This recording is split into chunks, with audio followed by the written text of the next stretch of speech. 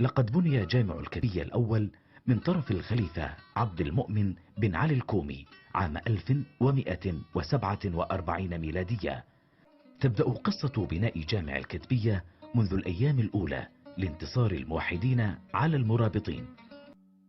أنشئت هذه الصومعة بأمر من الخليفة الموحدي عبد المؤمن عام 1163 هجري، وأنهى بناؤها من بعده ابنه المنصور عام 1184 هجرية.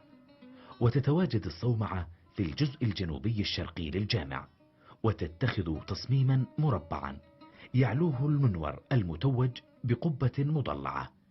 تتكون نواة الصومعة من 6 غرف متطابقة الواحدة فوق الأخرى، ومحاطة بممر مائل ومستقيم، مغطى بقباب نصف اسطوانية تنطلق منها على مستوى الزوايا بعض القباب ذات الحافة الحادة.